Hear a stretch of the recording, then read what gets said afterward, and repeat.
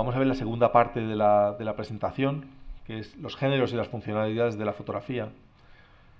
No es un aspecto práctico a primera vista, no es algo que nos vaya a ayudar mañana a hacer fotos como una rótula, como un trípode, pero creo que es algo que, dada la madurez que está teniendo el sector últimamente, los fotógrafos ya están planteando muchas cosas que nunca se habían planteado antes, cosas de creatividad, cosas de cómo expongo, dónde expongo, quiero que mi obra refleje una madurez, refleje un sentido, y este tipo de cosas, pues creo que está bien que profundicemos en ellas, creo que sí. Es complejo hablar desde la teoría. He leído muchos libros sobre disciplinas, géneros, temáticas en la fotografía. Y pensaba que me iba a encontrar otra cosa cuando profundizara. Es decir, cuando encontrara las posiciones más maduras de los autores en este respecto, pensaba que las divisiones iban a ser muy claras. Desnudo, bodegón, retrato. Pues no siempre ha sido así. La clasificación más compleja que he encontrado, que es la de Concha Casajús, que me parece adecuada para exponer y que todos entendamos cómo ha clasificado Concha todas estas disciplinas. De hecho, intentamos traerla al programa, pero bueno, no ha podido ser, pero la oferta estaba hecha. Me he encontrado con esas complejidades que no sé qué tal. Cuando las exponga no sé qué tal las vamos a ver. Para mí, la importancia es la que voy a exponer ahora mismo, que es cuando surgió la fotografía hubo una gran reacción en contra, porque quienes quisieron calificar a la fotografía como un nuevo arte se encontraron con la oposición de quienes decían que no podía ser. Primero, que aquello era una máquina, y segundo, que la máquina lo que hacía era captar una realidad, y que no había nada de artístico en captar una realidad tal y como es y tal y como todos la vemos. Ahí empezó la controversia. Surgió una corriente, se llamó pictorialismo, que, bueno, nos ha hablado ya José Carlos Robles de esta corriente. Quiso cambiar esa realidad, basándose en la unicidad y en la artesanía. Es decir, vamos a hacer una fotografía única, que sea irrepetible, única, pues porque va a tener un tratamiento que nunca lo vas a poder hacer igual, y manufacturada o artesana. Vamos a pintar, vamos a poner esto así con la mano y vamos a hacer este tapado y vamos a desenfocar aquí, vamos a hacer esto allá. Pues alejarnos de la fotografía durante un tiempo hizo que el término fotografía fuera despectivo. Cuando enseñabas algo que carecía de artístico, era fotográfico. Así es como surge un poco esta controversia, ¿no? Que llega hasta hoy. Ahora mismo estamos viviendo, solo hace falta meterse en Flickr y ver que el 70% de las fotos tienen algún tipo de retoque. Esto es un pictorialismo, es de nuevo un esfuerzo del autor por alejar su obra de la realidad, por diferenciarse, por crear arte. Entendiendo muchos de ellos, bueno, entendiendo algunos de ellos, que sin esto no hay arte, es decir, que la fotografía de por sí no puede ser arte. Estamos todavía en el viejo debate. Digamos que oficialmente se ha admitido que sí. Tú haces una foto y ya expresa un punto de vista único, una inquietud única, una forma de encuadrar. Si vamos 4 de nosotros a hacer una foto, va a ser difícil que luego veamos un resultado parecido siquiera. Va a ser muy difícil. Uno habrá hecho una larga exposición, el otro habrá usado el flash, el otro se ha acercado más, el otro se ha quedado fuera con un tele. Creo que ahí es donde se basan estas diferencias. Esta es usar la fotografía como reproducción. Vamos a reproducir pintura. ¿Os acordáis de la heliografía o el heliograbado? Que era captar imágenes de algo que era pictórico, que ya estaba hecho. Quizá el cambio se produce a raíz de un autor que se llama Emerson, que lo hemos visto aquí, con su libro Vida y paisaje en las provincias de Norfolk. Es la primera vez que se reconoce que la fotografía sin aditamentos, sin manipulaciones, puede alcanzar el estatus de arte. Así que Emerson, la gran virtud que tiene es que es un fotógrafo moderno, que ha entendido ya que la fotografía es un lenguaje nuevo, distinto. De hecho, luego los pintores lo entendieron también. Sorolla, por ejemplo. Sorolla, si veis algunos de sus cuadros, son fotografías. Las personas están inclinadas como si hubieran fotografías desde encima, hay una porción de cielo muy pequeñita que dices, ¿y por qué no ha pintado más cielo? Pues porque es moderno.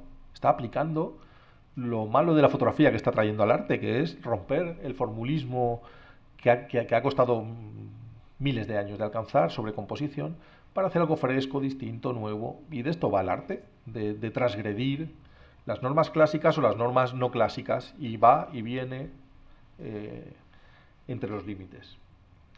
Para mí, la división básica que se puede aplicar a todas las disciplinas de fotografía es el pictorialismo o el documentalismo. El pictorialismo entendido como retoque ya se va a quedar fuera, no es fotografía, solo hay que leer las últimas publicaciones para ver que los expertos se están dejando fuera de la fotografía el retoque. Y recibo muchos mails preocupantes al respecto. Mire, admiro a este fotógrafo y a este. ¿Me va usted a decir que ahora ya no son fotos, que lo que han hecho no son fotografías? Pero mire, no lo digo yo, si no es mi opinión, yo estoy recibiendo información de muchos sitios y trato de ver qué está pasando a mi alrededor y de comunicarlo. Y lo que está pasando a mi alrededor y lo que os comunico es que el retoque se está quedando fuera de la fotografía, poco a poco. Ya lo veis en concursos, ya lo veis en... Te vas ahora mismo ¿qué voy a decirte yo? A los encuentros de Arlé, que son absolutamente artísticos, y cuando un galerista ve tus fotos, te dicen, ¿puedo ver el RAW? ¿Y a usted qué le importa a mi RAW? Es que quiero saber si esto lo está usted haciendo porque tiene la visión y si es usted capaz de hacerlo con la cámara o no. A veces te cogen aunque no, pero existe esa preocupación y va en alza a separarlo. Es un dato, lo puedo compartir o no compartir, pero es un dato. Entonces, en pictorialismo y documentalismo ahora mismo eso se queda fuera. El pictorialismo es una fotografía pura, purista, que la has sacado tú, pero que expresa una preocupación estética. Es decir, ya estás aplicando conocimientos de composición, estás haciendo una trepidación para abstraer absolutamente del mundo real y jugar con los colores o las formas de otra manera. Es, digamos, una visión de autor que busca expresar sentimientos, pensamientos, comunicar. Está realizada por personas que tienen inquietudes artísticas, inquietudes estéticas. Mientras que existe la otra fotografía, la documental, que plasma la realidad, que es la que hacemos nosotros en un cumpleaños, o un fotógrafo de prensa, o un fotógrafo de deportes, o un fotógrafo de reportaje que se va a documentar una guerra, que debe ser fiel, debe ser instantánea. La otra no, la otra la podemos preparar, es nuestra visión, la podemos preparar, recrearla en un estudio, podemos hacer lo que queramos, pero aquí se basa más en plasmar la realidad. Lo pueden hacer personas que o no han profundizado mucho en conocer el lenguaje del arte, o bien lo conocen y lo ignoran porque en realidad no tiene nada de peyorativo. Hay quien quiere ver en la fotografía documental algo peyorativo y no lo es. Esta es la fotografía más moderna que existe. Hacer arte con la fotografía es hacer pintura con la fotografía. En realidad, si lo pensáis a fondo, esta separación lo que nos trae es que tus fotos que quieres que plasmen, ¿no? Es como una pintura, está todo perfecto, todo en su sitio. Lo otro es el lenguaje moderno de la fotografía. La fotografía documental tiene imperfecciones propias porque busca plasmar el momento, porque es rápida, es así. Y es un lenguaje moderno, absolutamente moderno. Esta es una foto realizada en Venecia, que me gustó. Estaba haciendo la gaviota sola con los reflejos, mucho más abstracta, hasta que pasó este señor. Y ahora que estoy estudiando mucho de composición, pues ya sé que si hay una persona en el encuadre, ya llama más la atención del público. O sea, me esforcé en hacer una variación con una persona en el encuadre que además parece que mira la gaviota, pero me está mirando a mí metido en el charco este. Vamos a avanzar un poquito más hacia la fotohistoria. Fijaos que todo esto es muy moderno. Ahora mismo, hoy, no hay ningún consenso entre los especialistas sobre los géneros y las disciplinas en la fotografía. No lo hay. Hay algunas propuestas, pero no hay ninguno admitido por todos. Fijaos que estamos hablando de finales de 1990, ayer, como el que dice. Michel Frisot, profesor de Historia de la Fotografía de la Escuela profesor de Historia de la Fotografía de la Escuela del Louvre de París, nos habla no ya de la fotografía como un todo, sino de las fotografías. Y nos dice que debemos revisar la fotohistoria para que los especialistas en cada materia, en cada tipo de fotografía, aporten esas divisiones que puede haber, esas disciplinas o subdisciplinas, y podamos avanzar en la materia. Solamente se admite desde el principio esa diferenciación entre fotografía publicitaria y de prensa, porque sabéis que hay ahora mismo asociaciones profesionales que separan ya la publicidad y la prensa. Entonces, se admite como una separación ya. Aquí vemos ya algo de fotografía de arquitectura. Ya os digo que para este método de aprendizaje vamos a tocar todos los temas que podamos. Para el próximo ya viene un especialista y a partir del próximo yo creo que casi todos ya tienen un especialista que va a venir a comentarnos cómo hace él su obra en concreto. Tenemos una versión de José Manuel Susperregui que propone 5 grandes grupos: artística, documental, de prensa, de moda y publicitaria. Pero claro, luego piensas, ¿está aquí en naturaleza? ¿Desnudo? ¿Está el bodegón? Parece que no sabemos encontrar una que reúna todo.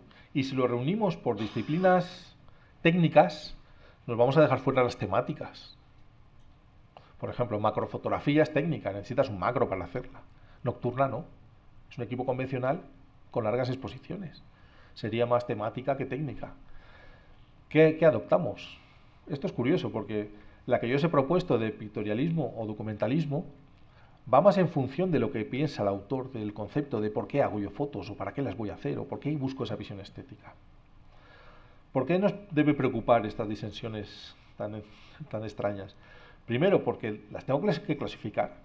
Algún día vamos a venir aquí a hablar de cómo clasifico mi archivo. Y veremos cómo lo clasifica National Geographic, cómo lo clasifica la BBC, cómo lo clasifican unos autores muy concretos, muy especialistas. Pero aquellos que tocáis varias disciplinas, pues esto os podría servir para clasificar un archivo. Por ejemplo, para participar en una muestra, en un concurso, van a haber unas disciplinas y van a haber unas categorías. ¿En base a qué? Pues tendremos que definirlo. Y sobre todo también a la hora de exponer a un autor que empieza, a la cantera, a jóvenes fotógrafos, mostrarles el panorama al que se pueden dedicar, dónde pueden enfocar sus esfuerzos. Es un tipo de fotografía bastante abstracta. Yo esta fotografía no la he hecho nunca, la he empezado a hacer desde hace 7 u 8 años atrás. Pero yo este tipo de fotografía no la veía, mi fotografía era muy documental, muy realista. Yo no he sabido hacer la fotografía o entender la fotografía hasta hace bien poco. Después de 20 y tantos años de hacer fotos, uno descubre que ha explorado muy poquito y que lo poquito que ha explorado es lo más fácil. Y esto puede ser un trauma para un autor. Estos son digamos, las primeras distinciones que se hicieron porque venían heredadas. Es decir, la pintura tocaba estos temas muy claramente, el retrato, que era comercial, te encargaban un retrato y tú lo pintabas, el paisaje, que solía ser libre, pero bueno, que luego vendías la obra también, y los bodegones o naturalezas muertas. Bodegones, un bodegón no tiene por qué ser alimentario. Bodegón significaba, pues bueno, que podían ser unas ramas y unas hojitas, era un estudio que recreabas. Estos tres géneros los hereda la fotografía y luego surge uno que es verdaderamente y puramente fotográfico, que es el reportaje. El reportaje en pintura no existe, el reportaje es puramente de la fotografía. Contar una historia en base a unas imágenes. Esto coincide pues, en que empiezan a surgir las revistas y empiezan a demandar contar historias con imágenes y ya hay una demanda comercial de fotos que conecten, de fotos que juntas nos estén contando un proceso o algo. Hay otra clasificación de géneros según que la escena esté preparada o no. Es decir, cogiendo algunos de estos géneros básicos, podríamos decir que si predomina el elemento humano y la escena está preparada, sería un retrato. Pero si haces un retrato en una tribu aborigen que no lo has preparado, que ha surgido, sería parte de un reportaje, sería más reportaje. Si preparas una escena sin elemento humano, podría ser bodegón, la estás preparando, estás modificando algo y es un bodegón. Y si no la preparas, pues no hay elemento humano y pues suele ser paisaje. Esto es una separación que se propone, que he encontrado en muchos sitios en internet y en libros.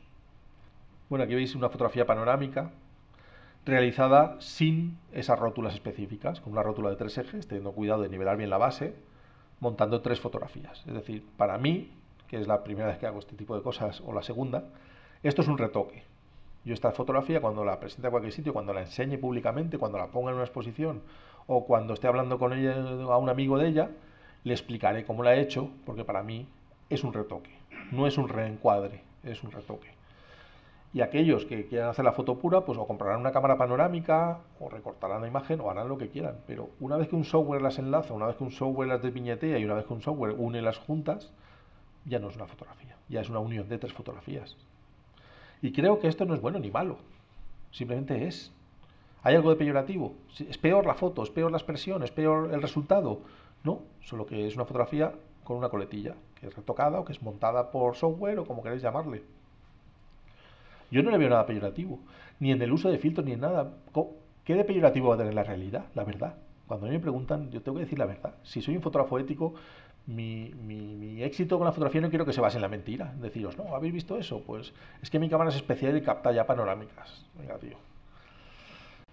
Vamos a esta separación madura que nos propone Concha Casajús en su libro y que también he encontrado en muchos sitios en internet. No es fácil entenderla de primeras, es compleja, pero me parece tan acertada y tan reflexiva que quería que la conocierais. La primera separación que hace Concha es utilidad pública o privada. Es decir, el uso de la imagen va a ser pública, va a llegar a un público, caso de la función informativa, la prensa, el reportaje, se hace para difundirlas, para informar. Bueno, pues es una utilidad pública. Ella la encasilla, estas tres que veis aquí, informativa, didáctica y persuasiva, con una función predominantemente no artística. Es decir, están sujetas a un texto, a un guión, a una información que deben transmitir, y lo artístico o no, pues va a depender del autor, pero su función no va a ser la artística, va a ser la documental, podríamos decir. Entonces tenemos la función informativa, reportaje y prensa, la didáctica, la pedagógica y científica, la que utilizamos para ilustrar libros de texto, libros de aprendizaje, diccionarios, enciclopedias, tratados, y la persuasiva, que es la publicidad. Si os fijáis, todas ellas son bastante comerciales.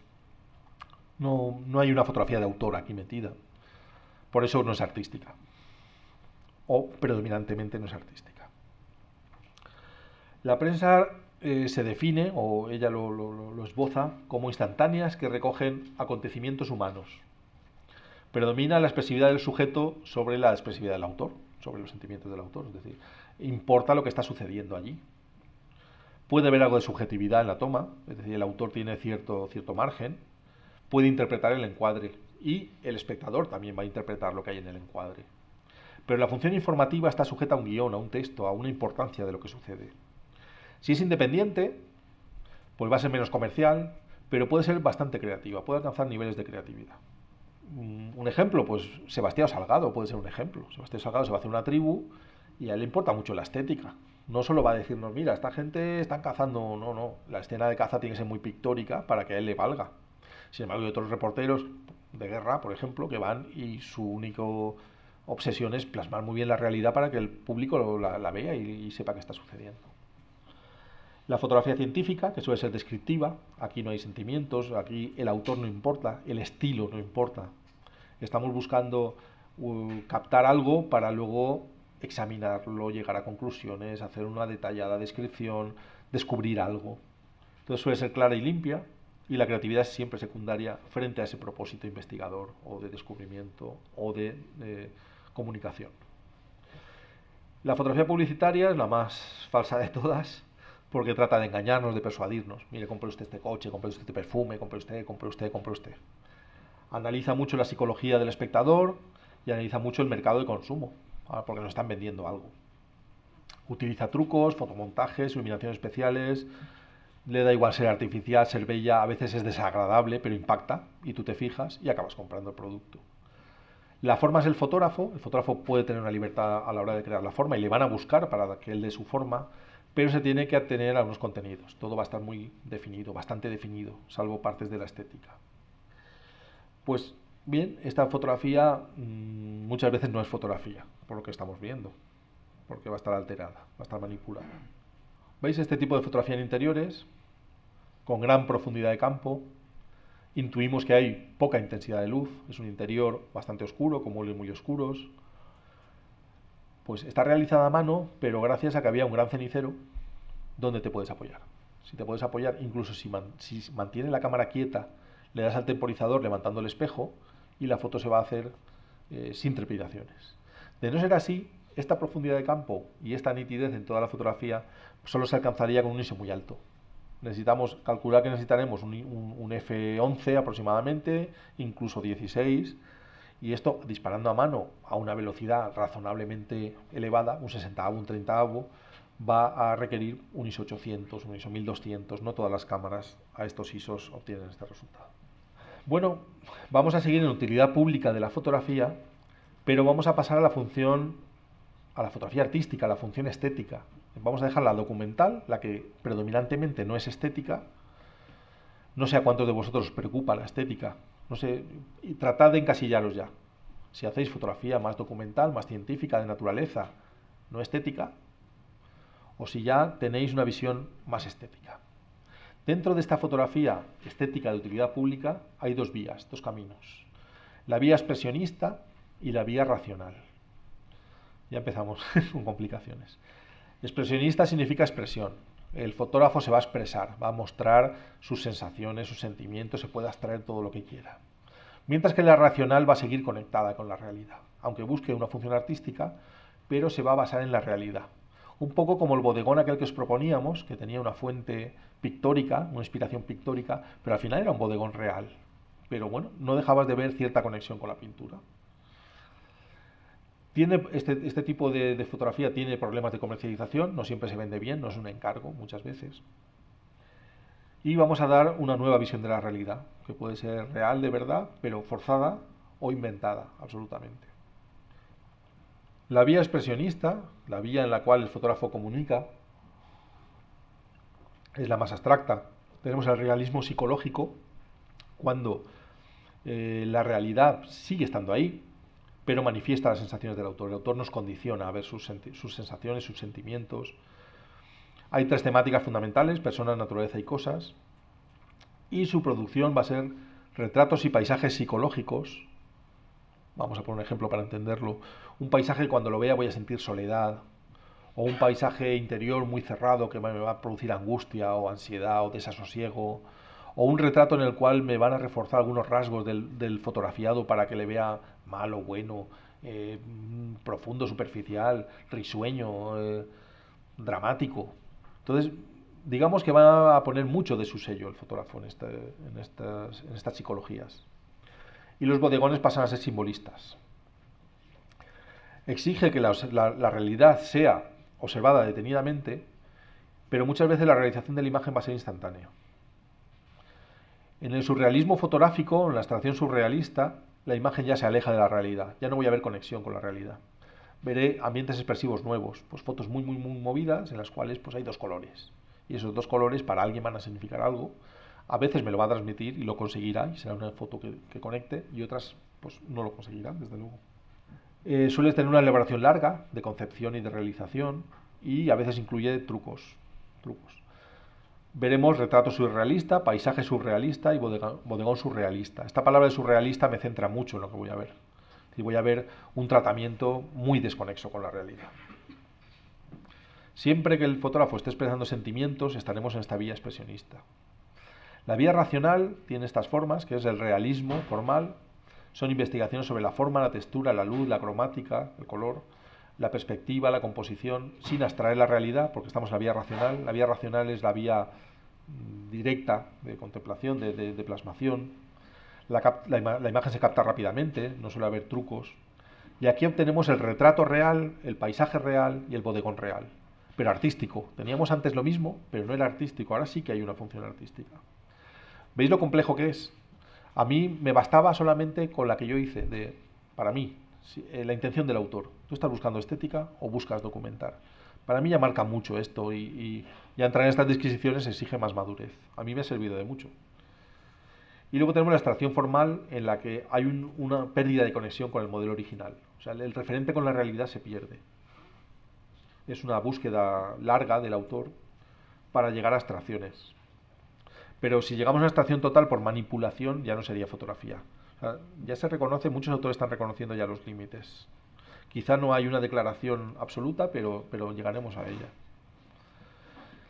Por último, la fotografía científico-artística, pero dentro de la función estética.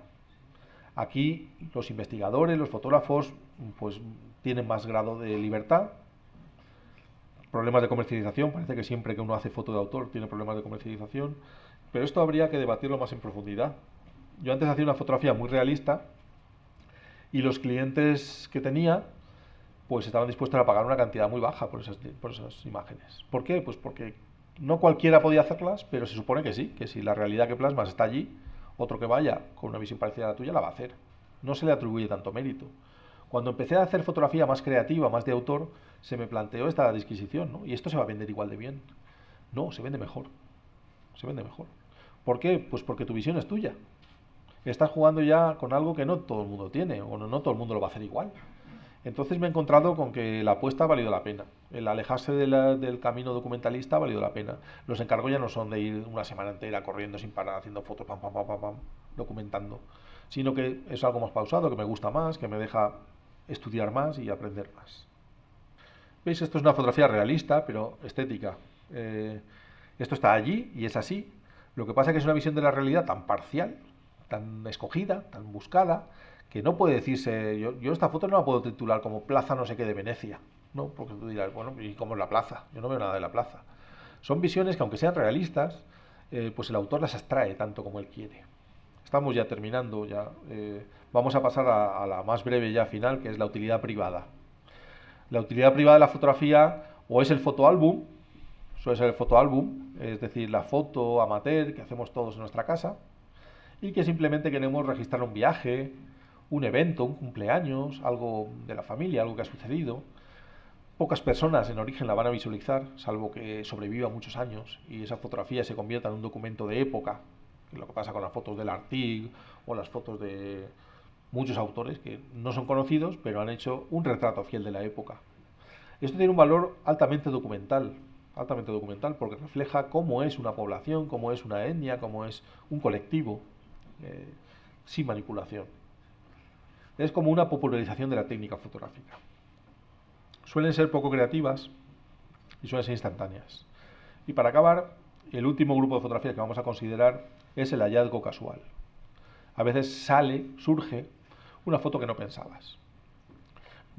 A veces no sabemos ni cómo, a veces disparamos la cámara mientras nos estamos moviendo, por error, y aparece una forma desvaída, amenazante, que ¿y esto?